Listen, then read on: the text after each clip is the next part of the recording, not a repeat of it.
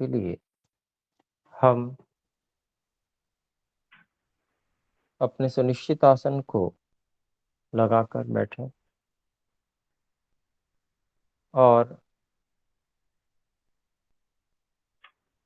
आसन को स्थिर करने का प्रयास करें। हमारी कमर, गर्दन और सिर की चोटी का भाग एक सीध में रहे। शरीर के धड़ का भाग भूमि से 90 अंश का कोण बनाता रहे।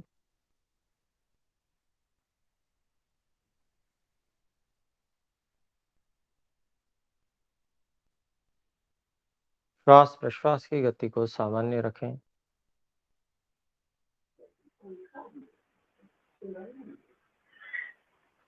जितना अधिक हो सके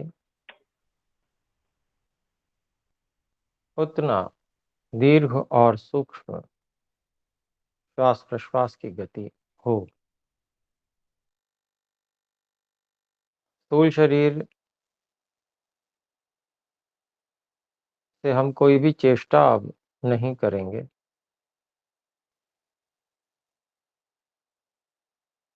ऐसा संकल्प करते हुए अनंत परमात्मा में चित्त को नियोजित करें।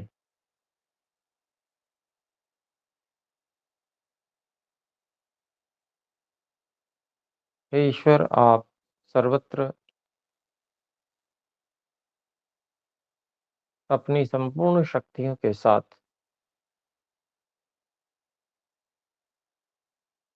निरंतर सक्रिय हैं।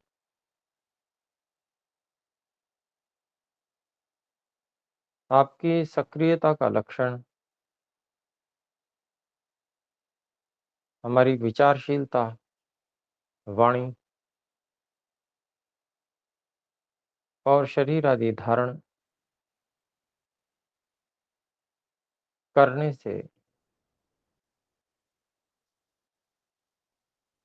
स्पष्ट हो रही है।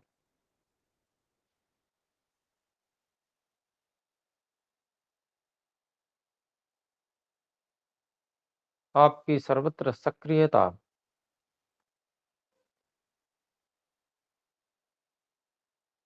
संपूर्ण ब्रह्मांड को यथास्थिति में रखने,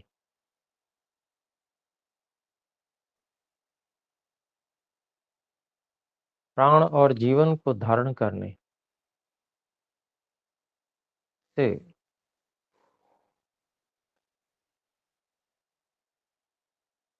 स्पष्ट हो रही है।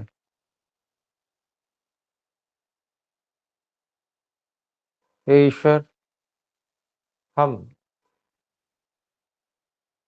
चेतन आत्मा सत्ताओं को, जो कि अत्यंत अणु और सूक्ष्म है,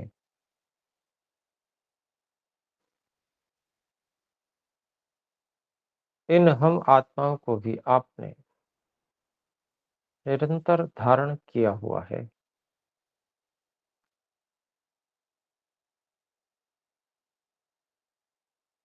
और हमारे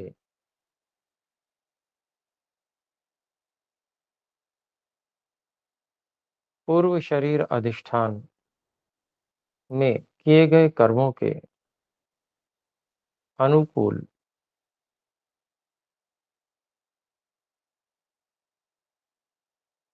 अपनी इस सृष्टि में, नई व्यवस्था में, नए अधिष्ठान में, नए शरीर में आपने हमें धारण किया हुआ है।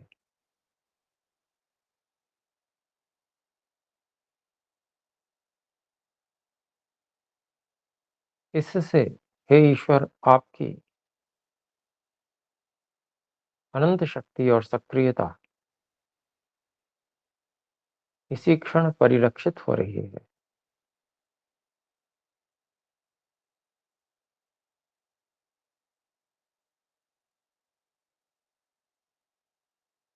हे ईश्वर,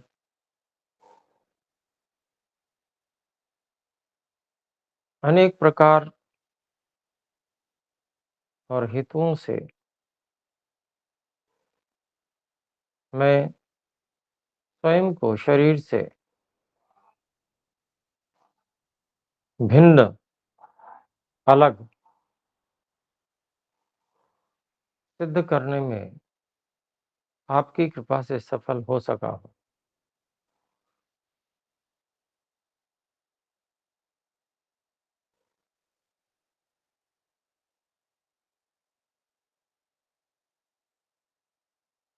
परंतु हे ईश्वर,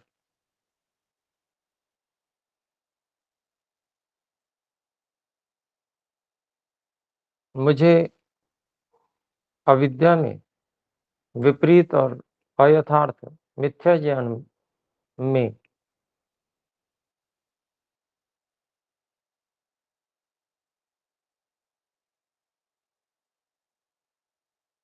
अधिकतम समय बीतता है,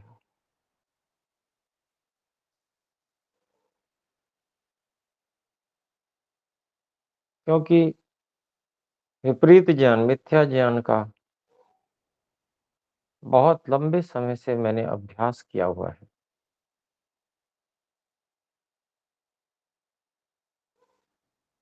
इस कारण से उसी मिथ्या ज्ञान के अनुसार जीवन जीने का लंबा अभ्यास, उसी प्रकार से विचार करने में मुझे अनुकूलता अनुभव कराता है।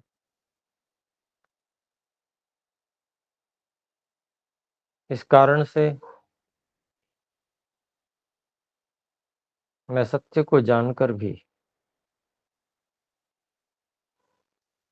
समझता हुआ भी, व्यवहार काल में अनुकूलता बनाए रखने के लिए अभ्यास के अनुसार जीवन जी रहा हूँ। अर्थात अविद्या, अयथार्थ, अवास्तविकता में जीवन जीने में अनुकूलता अनुभव कर रहा हूँ, सरलता अनुभव कर रहा हूँ। इस कारण से हे ईश्वर, अकाट्य सत्य को निरंतर धारण करने का प्रयास करने के लिए बहुत शक्ति व्यय होती है, बहुत प्रयास करना होता है।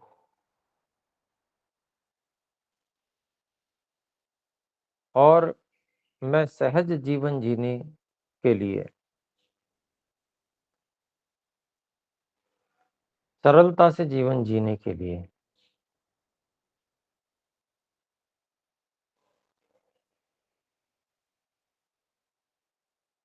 जो ये यथार्थ सत्य मुझे समझ में आया है, सिद्ध हो चुका है, उसे छोड़ बैठता हूँ।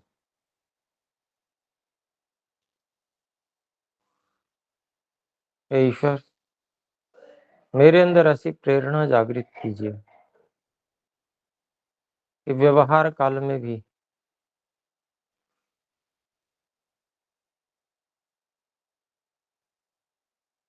सत्य और यथार्थ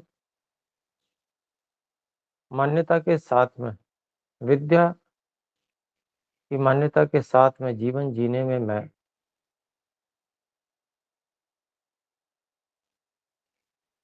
अधिक सुख का और अनुकूलता का अनुभव करने लगूं। एक जिद और एक लक्ष्य बनाकर जब इस कार्य को मैं करूंगा और मैं इसमें सफलता प्राप्त करूंगा, तो मेरा निश्चय ही उत्साह आप बढ़ाते जाएंगे। मुझे उसमें सुख मिलेगा, प्रसन्नता होगी कि मुझे विजय प्राप्त हुई है। परिश्रम करने में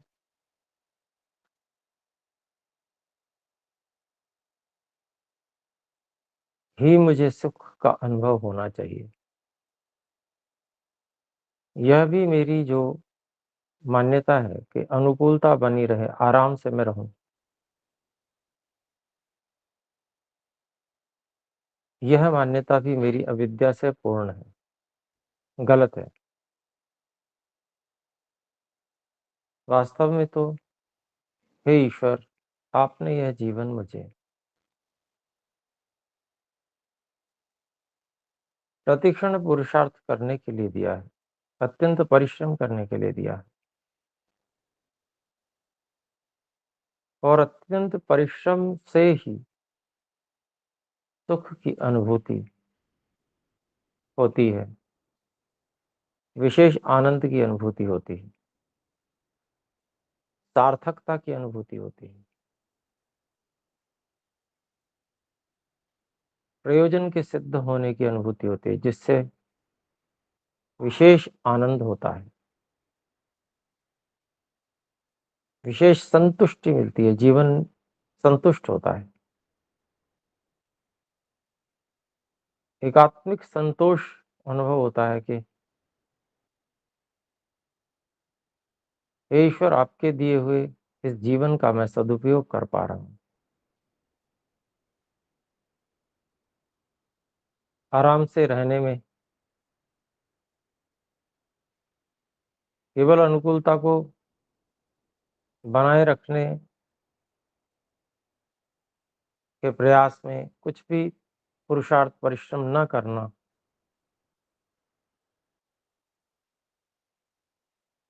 यह एक आत्मिक असंतोष को उत्पन्न करता है। हे ईश्वर, इस आत्मिक असंतोष की स्थिति को आत्मनिरीक्षण के माध्यम से पहचानने और उससे ऊपर उठने तथा आत्मिक संतोष को अनुभव करने के लिए आवश्यक पुरुषार्थ को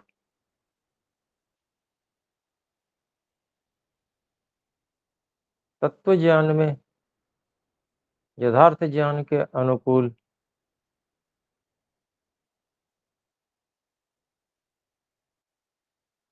जीवन को जीने के लिए हे ईश्वर, मैं प्रेरित रहूं।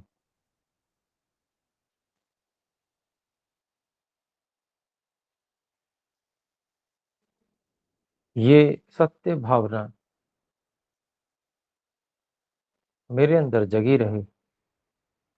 मैं सदा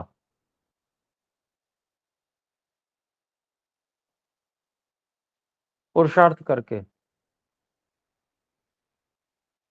अधिक परिश्रम करके भी विद्या और यथार्थ के अनुकूल मनोभाव और विचार बनाए रखने में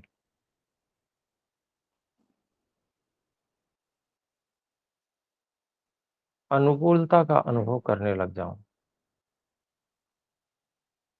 परिश्रम और पुरुषार्थ में ही अनुकूलता का अनुभव करने लग जाऊं। मेरी मान्यता आराम से पड़े रहने में अनुकूलता की भावना समाप्त हो जाए।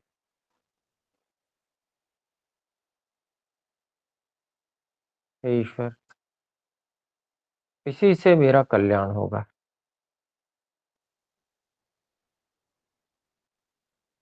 और उन्नति होगी। और जो लक्ष्य, हे ईश्वर, प्रयोजन, धर्म, अर्थ, काम और मोक्ष, इन सभी की पूर्ति हो सकेगी।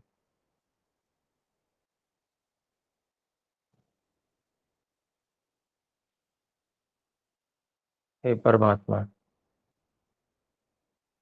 मैं आपकी शरण में आया हुआ हूँ। आपका तो स्वभाव है कि कभी अंगीकृत को नहीं छोड़ते। मुझे अपनी शरण में लेकर अत्यंत पुरुषार्थपूर्वक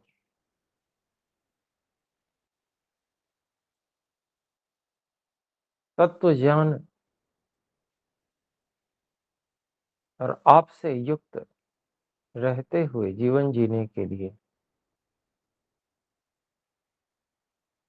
प्रेरणा और शक्ति सामर्थ्य निरंतर प्रदान कीजिए।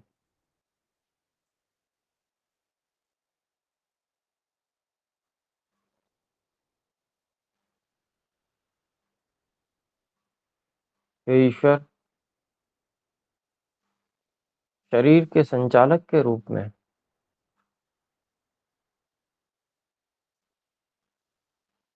शरीर को एक गाड़ी के रूप में मैं निरंतर अनुभव करता रहूं।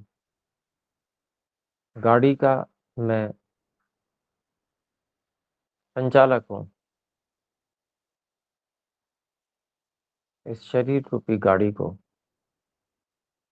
हे ईश्वर, आपकी सहायता से मैं चला रहा हूँ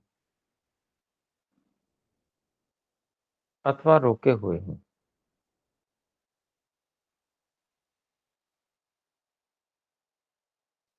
और आवश्यकता होने पर यथा समय इस गाड़ी में ईंधन आदि की आवश्यकता को पूरा करता रहता हूँ। और इस गाड़ी में जो ईंधन डालने का प्रयोजन है, गाड़ी से अधिक उपयोग लेना, इस शरीर रूपी गाड़ी से मैं वही अधिक से अधिक सेवा और उपयोग लेता रहूं।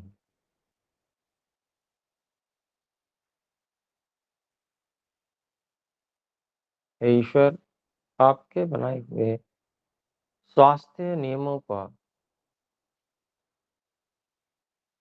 अनुसरण करता हुआ इस शरीर रूपी गाड़ी को सामर्थ्यवान और लक्ष्य को प्राप्त करने के लिए, लक्ष्य को सिद्ध करने के लिए पर्याप्त दृढ़ बनाता हुआ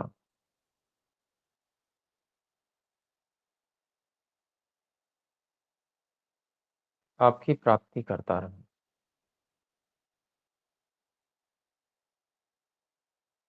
हे ईश्वर,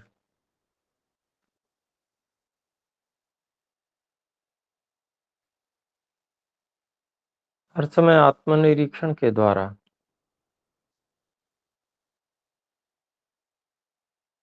मैं इस बात का ध्यान रखूं कि इस समय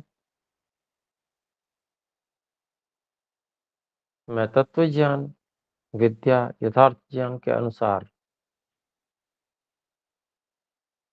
विचार कर रहा हूँ,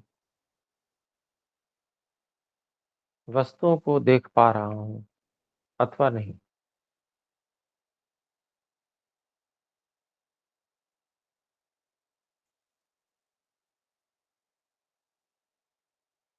इस प्रकार विद्या और तत्व ज्ञान की दृष्टि से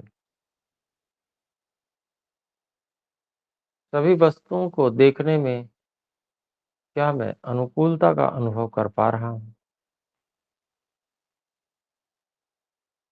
अथवा ये मुझे भार रूप लग रहे हैं। हे ईश्वर, आपसे संबद्ध रहने की मेरी इच्छा कितनी प्रबल है। क्या मैं झटपट जल्दी हल्दी संध्या के समय पे संध्या निपटा कर और फिर से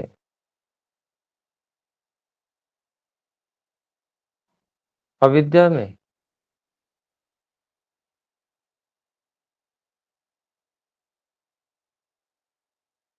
अनुकूलता का अनुभव करता हूँ और सांसारिक विषयों में बिना तात्विक दृष्टि से देखे हुए प्रवृत्त हो जाता हूँ, अथवा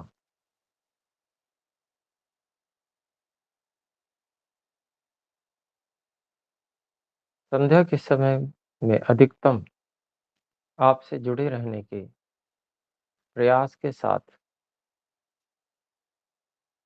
संध्या के पश्चात भी व्यवहार काल में तत्वज्ञान की दृष्टि से आपको आपकी महत्ता को सर्वाधिक मानते हुए, आपको ही सर्वाधिक मुख्य रखते हुए मैं अन्य व्यवहारों को करता हूँ। ये आत्मनिरीक्षण और दोनों स्थितियों की तुलना कि मैं कौन सी स्थिति में हूँ,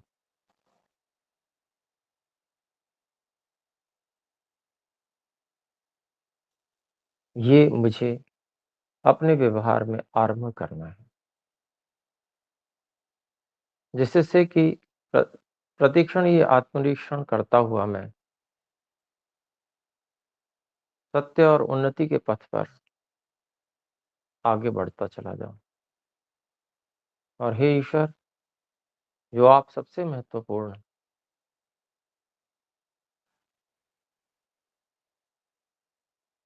हम सब जीवात्माओं के लिए हैं, उन आपको ही सर्वाधिक महत्व दो। मेरे सभी निर्णय हे ईश्वर आपसे प्रेरित हों, आपसे प्रभावित हों।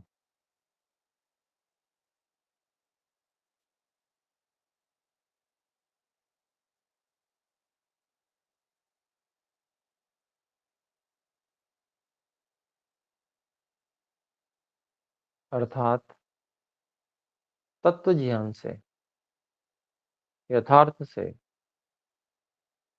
मेरे सभी निर्णय पूरी तरह से प्रभावित हों।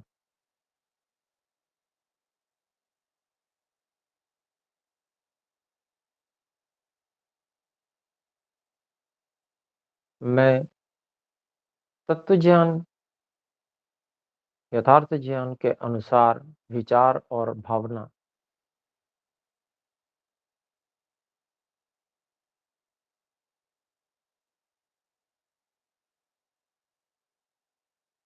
बनाए रखने में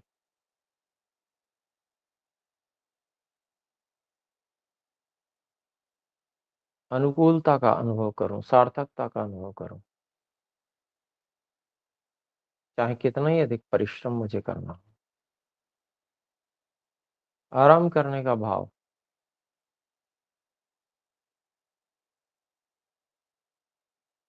ये मुझ में कभी ना आए। हे ईश्वर, निश्चय ही आपके दिए हुए इस गाड़ी रूपी शरीर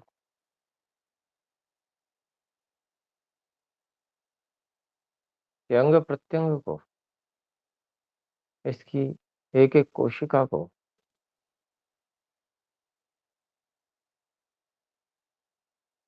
जागृत करके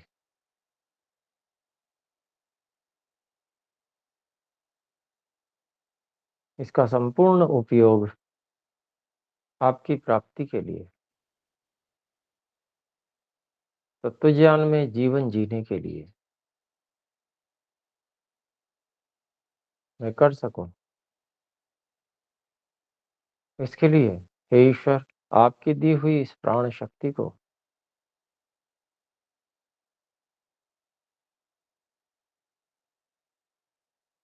स्थूल शरीर में कण कण में जागृत करने के लिए मैं प्रयासशील हूँ।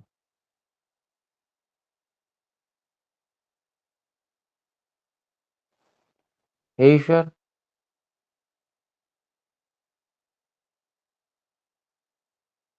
यह प्राण शक्ति भी इस शरीर के, स्थूल शरीर के समान ही मैं नहीं हूँ, ये मुझसे भिन्न है।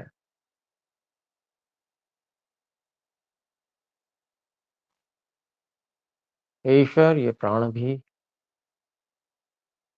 जो अदृश्य होते हुए सब कार्यों को कर रहे हैं, आपके नियंत्रण में है। ये प्राण शक्ति आपने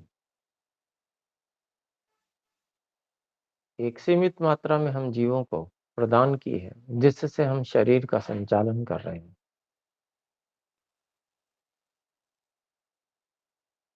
इस प्राण ऊर्जा को हे ईश्वर एकाग्रता से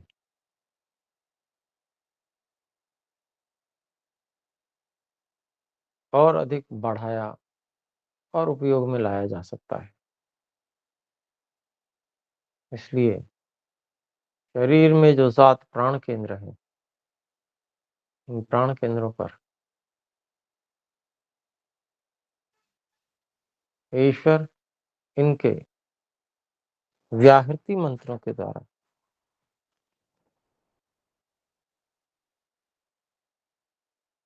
आपकी शक्ति को अनुभव करते हुए मैं जप कर रहा हूँ।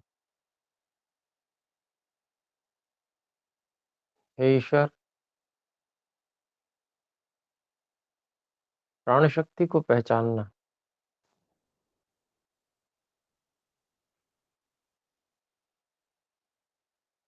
उसका सदुपयोग करना, यही प्राणमय कोश पर विजय है।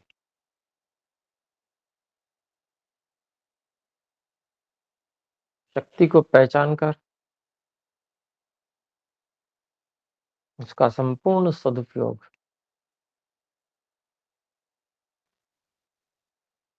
और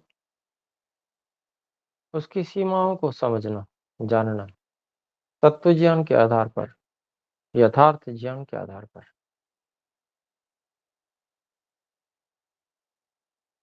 उस शक्ति का मूल कारण क्या है, मूल स्रोत क्या है, इसको जानने की जिज्ञासा उत्पन्न करना।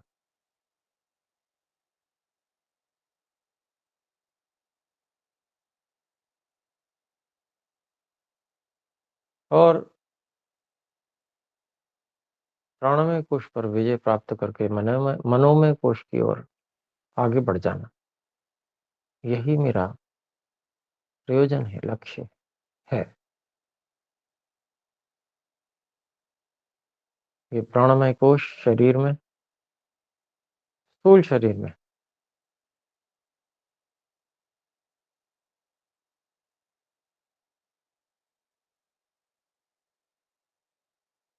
स्थूल शरीर के कण कण में, कोने कोने में शक्ति और गति का संचार करने में सक्षम है। मेरी इच्छा के अनुसार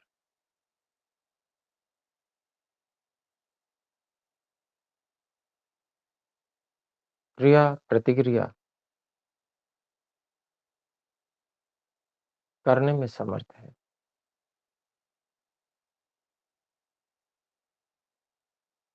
इस प्राण को मैं हे ईश्वर, जो कि अदृश्य है,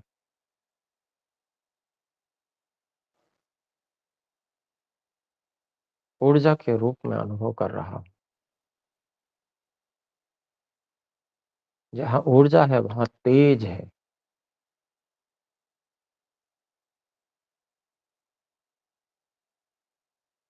जहाँ ऊर्जा है वहाँ शक्ति है,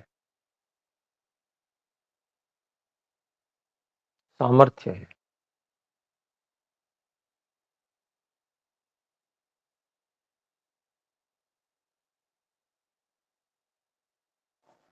गति है।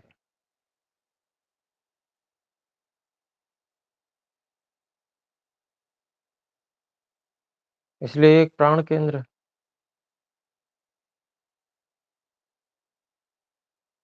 और इस प्राण शक्ति को तीव्र प्रकाश और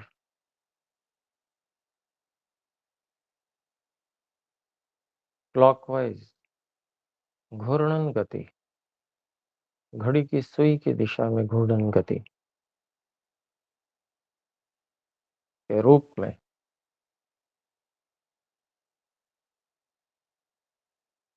अपनी कल्पना शक्ति से हम अनुभव करने का प्रयास करते हैं। हे ईश्वर, इस कल्पना के द्वारा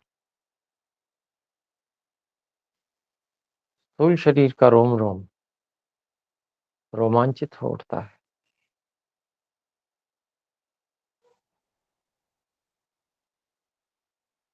कोशिका कोशिका में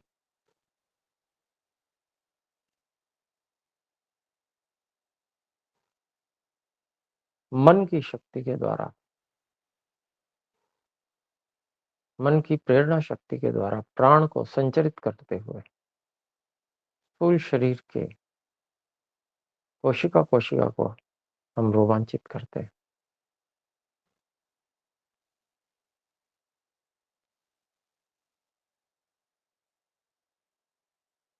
ओम भू मूलेंद्रिय पर ये प्राण केंद्र संपूर्ण नीचे का भाग प्राण केंद्र के अधिकार क्षेत्र में है। और जब हम यहाँ पर शक्ति का, ऊर्जा का अनुभव करते हैं तो नीचे का पूरा भाग रोमांचित हो उठता है, सक्रिय हो उठता है। कण कण में ऊर्जा का संचार होता है।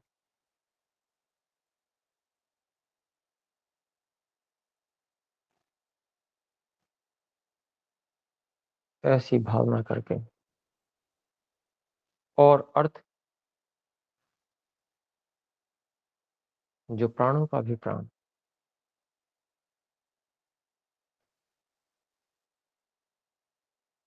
अर्थात प्राण को धारण करने वाले ही परमात्मा,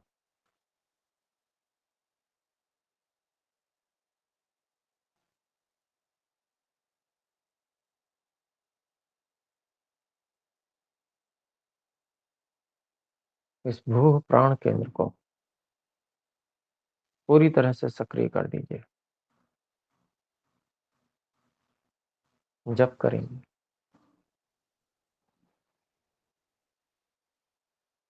ओम भू ओम भू ओम भू।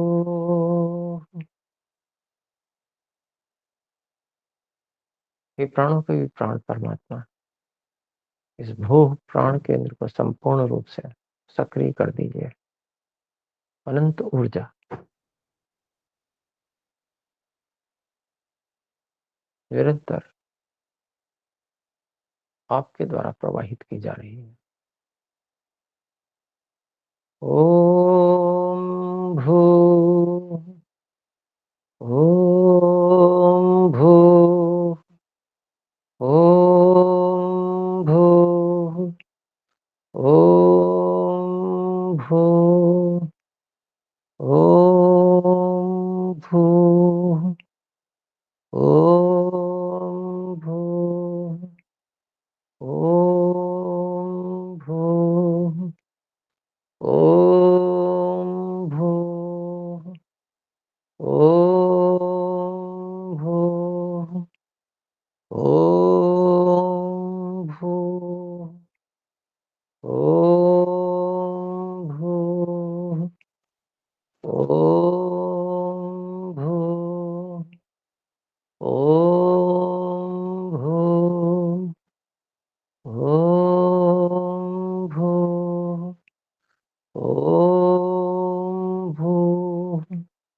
ओम भू ओम भू ओम भू। भू प्राण प्राण केंद्र मूलेंद्रिय पर पूरी तरह से एकाग्र होकर वहां पर ऊर्जा का अनुभव करें।